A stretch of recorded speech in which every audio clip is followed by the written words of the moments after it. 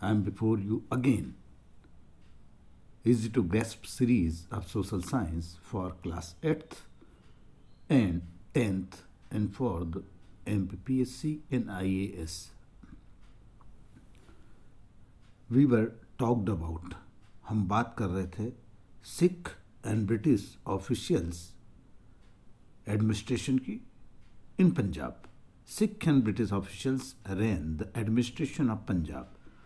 कुछ Sikh and British अधिकारियों को प्रशासन चलाने के लिए नियुक्त किया गया. इन 1848, ये 1848 की बात है जब खालसा युद्ध हार गए. तब सेकंड एंग्लो सिख वार सन 1848 में दूसरा सिख अंग्रेज युद्ध हुआ. Punjab was defeated and annexed by the British. Thus the powerful kingdom of the Ranjit Singh came to an end. Punjab Sikh हार गए, पंजाब ब्रिटिश साम्राज्य में मिला लिया गया.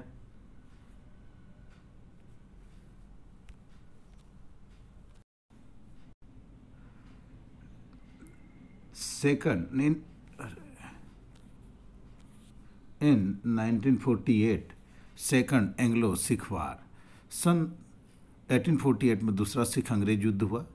Punjab was defeated and annexed by the British. Thus the powerful kingdom of the Ranjit Singh came to an end. Punjab में सिख हार गए, पंजाब ब्रिटिश साम्राज्य में मिला लिया गया और शक्तिशाली राज्य रणजीत सिंह के द्वारा अंत हुआ. इन 1848 to 1856 Dalhousie became the Governor General of India. That is the very dramatic era of the Indian struggle. सन 1848 से 1856 तक डलहौजी गवर्नर जनरल बनकर आया. British became the Paramount power in India. और डलहौजी ने अंग्रेजों की प्रभुसत्ता भारत में स्थापित कर दी. Paramountcy by direct annexation and subsidiary alliance. किस तरीके से हुई, क्या रीजंस थे?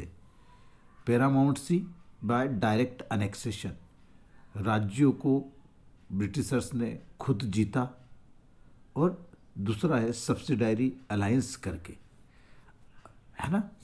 ये तरीके थे अपने ब्रिटिश एम्पायर को एक्सपांस करने के. Awadh was annexed after the nawab, the last nawab. Awadh को भी अंतिम नवाब के बाद ब्रिटिश साम्राज्य में मिला लिया गया. अवध भी अब किसके अंडर में आ गया? ब्रिटिश कंपनी के अंडर में. अब चलते हैं हम. Britishers become the real rulers. अंग्रेज वास्तविक शासक हो गए. Able to collect revenue. वास्तविक शासक होने का मतलब क्या है? अंग्रेज राजस्व वसूल करने के अधिकारी हो गए, अधिकार मिल गया उनको. Without any responsibility. दूसरी बात कि उनके पास वो रेवेन्यू कलेक्ट करते थे, शासन करते थे, पर उनके ऊपर कोई रिस्पॉन्सिबिलिटी नहीं थी, उनका कोई उत्तरदायित्व नहीं था प्रजा के लिए. Responsibility of administration was Indian rulers and the rulers also had to pay for the maintenance of the British troops. देखिए, एडमिनिस्ट्रेशन की पूरी रिस्पॉन्सिबिलिटी किसकी थी? इंडियन रूलर्स की, भारतीय राजा की. और रूलर को ब्रिटिश ट्रूप्स, ब्रिटिश सेना की जो टुकड़ी उनके पास थी, उसके मेंटेनेंस के लिए खर्चा देना पड़ता था. राज्य की शासन व्यवस्था का उत्तरदायित्व भारतीय शासकों के ऊपर ही था. राजा को ब्रिटिश को सेना के लिए खर्चा देना पड़ता था. अब इसके कॉन्सिक्वेंसेस क्या हुए? पीसेंट्स वर टैक्स्ड हेवीली. अब ब्रिटिशर्स के पास आ गया तो किसानों पे बहुत ज़्यादा टैक्स लग गया. Local officers became landlords. जो लोकल ऑफिसर्स थे, जमींदार वगैरह, वो लैंडलॉर्ड्स हो गए. Exploitation of artisan and businessman. अब यहाँ से शुरू हुआ सबका एक्सप्लॉइटेशन, शोषण होना शुरू हुआ. बिजनेसमैन का, आर्टिशन का, कामगारों का. फाइनेंशियल क्राइसिस आ गया. कानून और व्यवस्था का पतन हो गया. ये जो सारी चीज़ें थी, 4 पॉइंट्स थे. इसने क्या किया? Breakdown of the law and order in the particular state and provinces under the British government. देखिए, किसानों पर भारी कर, शिल्पकारों और व्यवसायियों का शोषण, व्यवसायियों का शोषण, स्थानीय अधिकारी जमीन के मालिक बन बैठे और आर्थिक संकट आ चुका।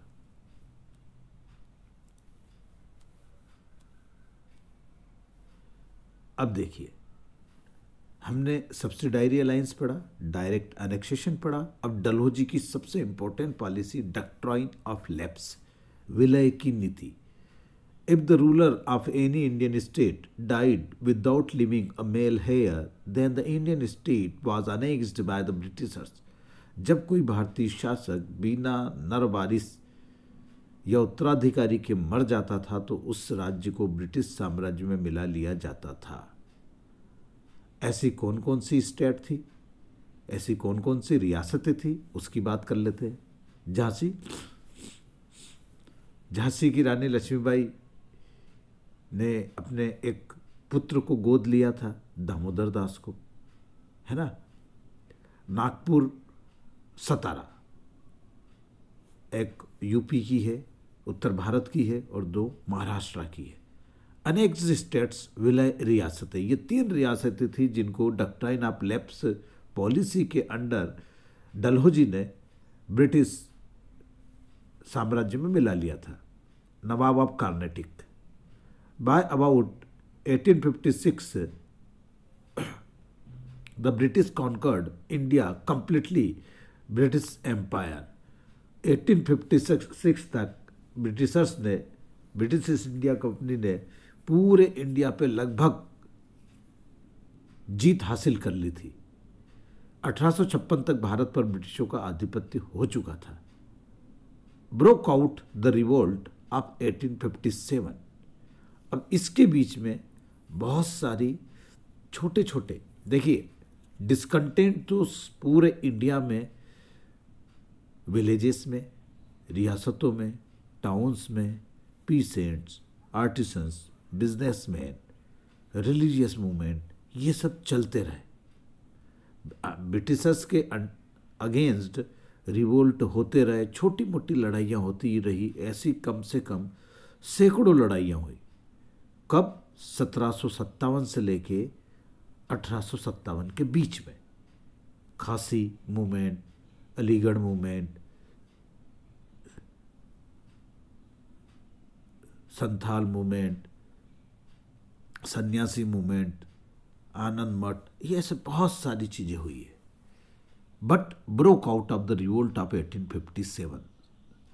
द 1857 की क्रांति की शुरुआत, it is the dramatic change in the Indian history, and that is what is the reasons to revolt against the Britishers by the Indians. क्या कारण थे कि जो इंडियंस 1857 में एक साथ उठ खड़े हुए ब्रिटिश गवर्नमेंट के अगेंस्ट। देखते हैं क्या क्या कारण थे। Breakup of the Mughal empire. अंग्रेजों की सफलता के क्या कारण थे, पहले हम ये समझ लें। Causes of the British success in India. क्या कारण थे अंग्रेजों की सफलता के? Causes of the British success in India. First, breakup of the Mughal empire. Mughal साम्राज्य का पतन हो चुका था। उनका सारे पूरे इंडिया की रियासतों पर, उनके अंडर जो किंगडम्स थे उस पर कंट्रोल नहीं रहा था। ड्यूरिंग द औरंगजेब की जो पॉलिसीज थी उसके अगेंस्ट जाट, सिख, राजपूत, मराठा, इन सब ने उनके अगेंस्ट क्या किया था? विद्रोह किया था। फिर इंटरनल वीकनेसेस थी, आंतरिक कमजोरियां थी। Several divisions of the Indian states.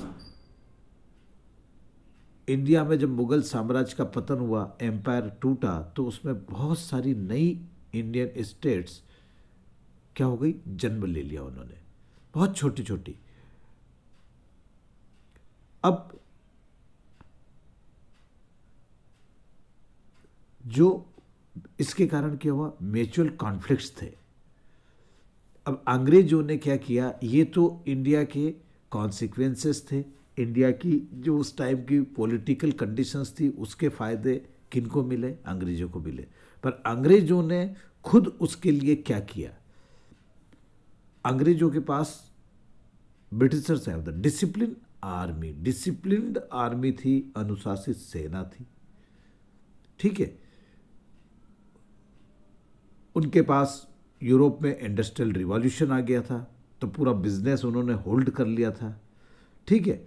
फिर उन्होंने क्या किया कि जो इंडिया की कंडीशन थी, म्यूचुअल डिस्प्यूट्स थे, राजा रजवाड़े कमज़ोर थे, तो उन्होंने उनसे सब्सिडायरी अलाइंस किया।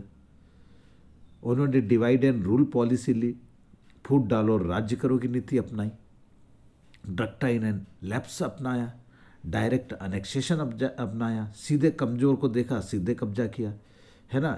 जो जिसके पास कोई नरवारिस नहीं था उसको डक्टाइन आप ले सीधे मिला लिया, ठीक है। डिवाइड एंड रूल पॉलिसी, सहायक संधि, सब्सिडायरी अलाइंस किया।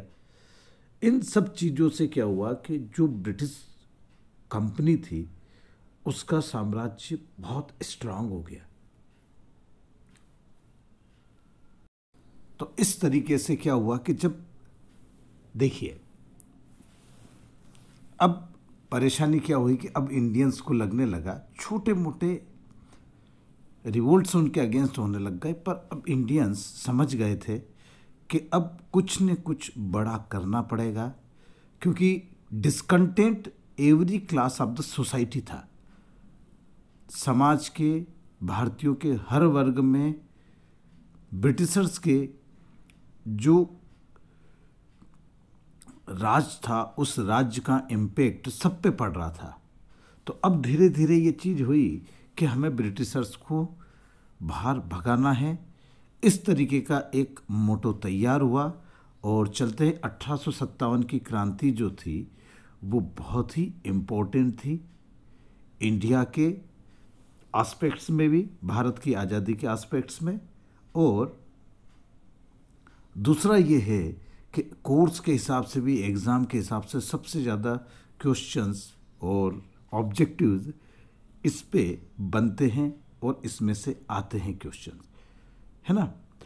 ये क्वेश्चन बनता है कि what were the reasons to success of Britishers to expand their rule in India. ये बनता है जिस पे हम डिस्कस कर चुके हैं। What were the consequences of the revolt of 1857? Why revolt of 1857? What were the reasons of the revolt of 1857? 1857 के रिवोल्ट के क्या कारण थे? ये सारे क्वेश्चंस बनते हैं, है ना। चलिए आगे बढ़ते हैं इसी में 1857 में हम।